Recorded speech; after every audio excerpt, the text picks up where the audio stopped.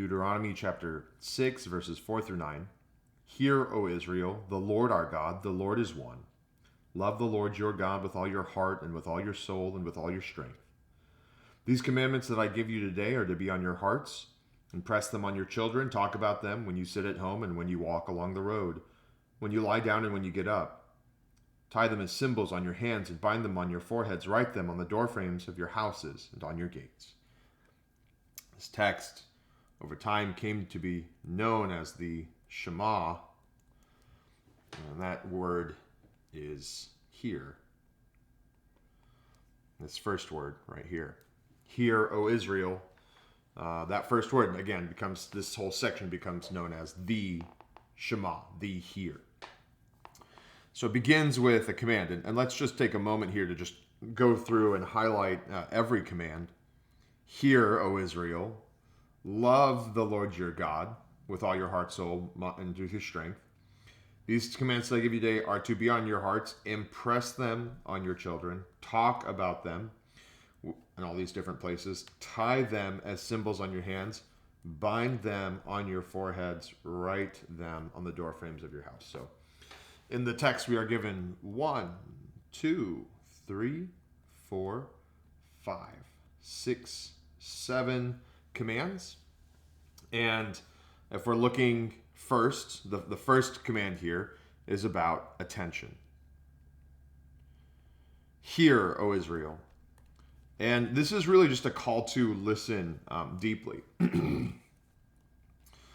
The thing to remember about Deuteronomy is that it's in many ways this kind of sermonic book. In it, so far, Moses has covered their history. And then the chapter before, he's retold them the law itself. He's gone through the 10 commandments, right?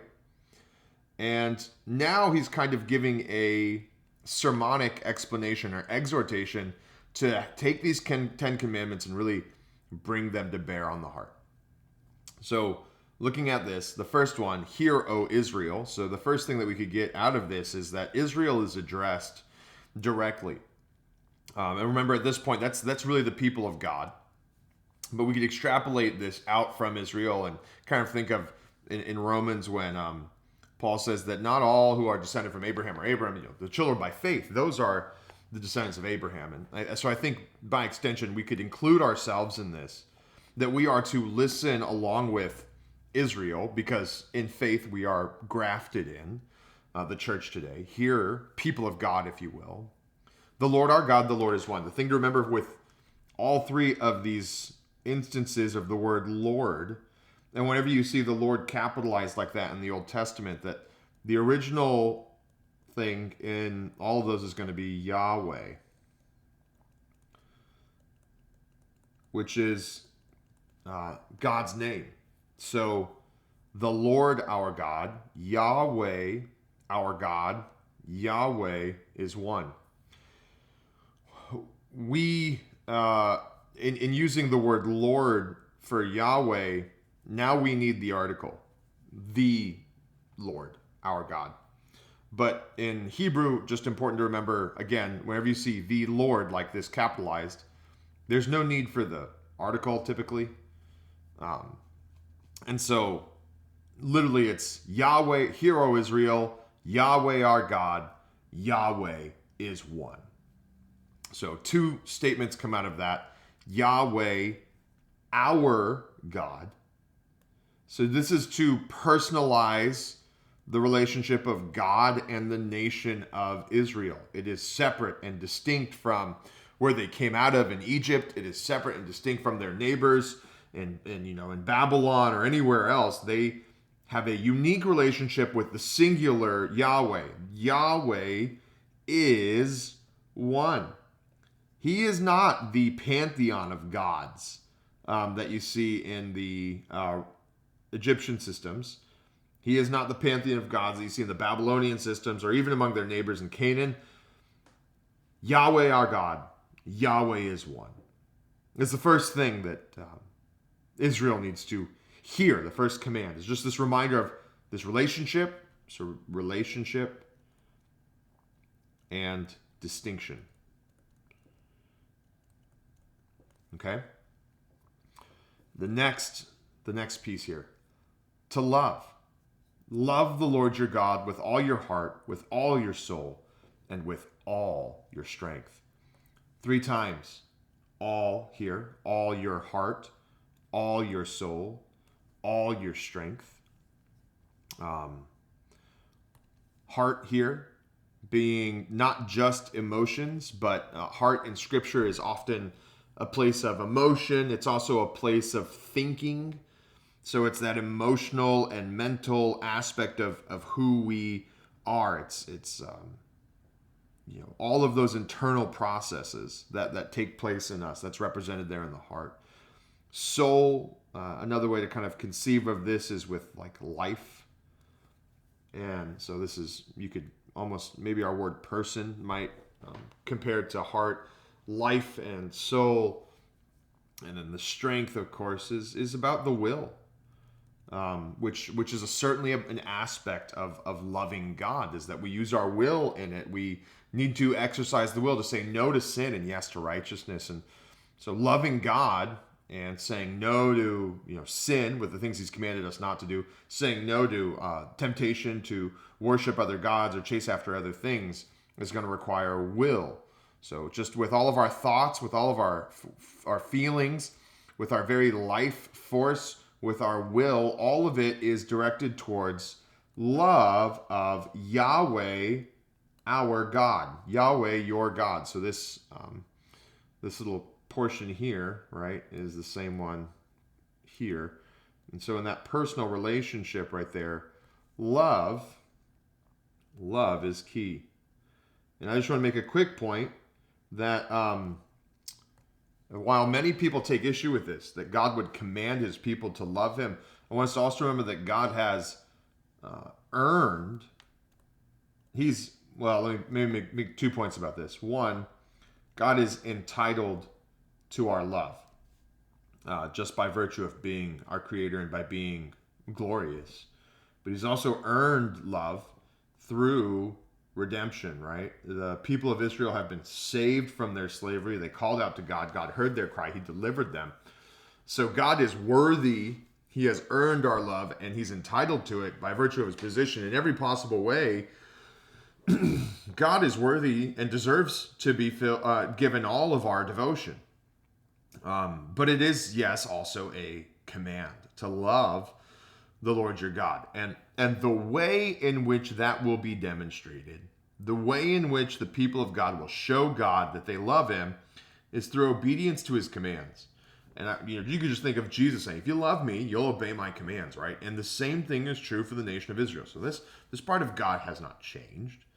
These commandments that I give you today are to be on your hearts, right? So that relationship, on your thought process, on your internal dialogue, on your internal system of feeling and thinking and all of that. The law, the 10 commandments that I give you today, they are to be on, you can think of literally like written on the heart. Just a side note here, the Israelites will fail to have the law written on their heart, and so God will promise in the new covenant in Jeremiah 31 that he will write the law on their hearts. And that's a feature of the new covenant, is that God himself writes the commands on our hearts. But right now he's commanding them to write the law on their hearts. These commands are to be on your hearts. And if we're thinking about if this could lead into a question of how, right? How do we get the law off of the tablets and onto the heart? That is what the rest of this is about. So 7 on is how to write law upon the heart. Okay? And this is all proof of loving the Lord. So the very first thing that he brings up is impress them upon your children. God is not thinking of just one generation here or one person. He is looking for generational obedience, continual devotion. Remember that this is the generation that has spent 40 years in the wilderness. The people in charge now are deeply devoted to the Lord. They're ready to go take out the people in the promised land. But will their children walk the same way that their parents did? And obviously, we know the rest of the story. The answer is no. But it makes sense then that the first command is generational. It looks forward to the future. Impress the law on your children. And then he explains how to do that. How do we get the law onto the hearts of our children? You talk with them. You talk about them. So the them here, let me just kind of highlight all of thems. Them on your children, them when you sit down, when you walk on the road, when you lie down, tie them as symbols, bind them on your foreheads, write them on the door frames of your house. All of these thems point back to the commandments, okay? That's the subject of all of these sentences, or that reference. Tie them. Okay, so the first thing is impress them, to impress the law upon the heart of a child. How? You begin to integrate into all of life. Talk about them when you sit at home. When you guys are just around the dinner table, when you're just hanging out, when it's winter and there's nothing to do and you're sitting inside, don't turn on the TV, don't veg out, don't necessarily bust out the Monopoly, just talk about them. Or, hey, as you watch TV, as you play Monopoly, as you sit around the dinner table, you still talk about the law. You teach your kids about the law. You explain the why behind the law. You show how to follow the law. So you do it as you're sitting in the home and when you walk along the road. So whether you are sitting or walking, you talk about the law. And I'll just kind of highlight these little this or that. Whether you are sitting or walking, whether you are lying down or getting up, you talk about the law, right? So these whens, when you sit down, when you lie down, when you get up, when you walk along the road. The when is just kind of saying, like, as you go through life, you are talking about and bringing God's law into this. So parents were literally commanded by God to be bringing God's law, his words, his ways into regular conversation. This is, in the New Testament, we talk about this a lot as discipleship, right? But that's exactly what parents are called to do with their kids. It's the parents' job to disciple children. And then there's these really interesting commands that follow that. So tie them as symbols on your hands and bind them on your foreheads. Write them on the door frames of your houses and on your gates.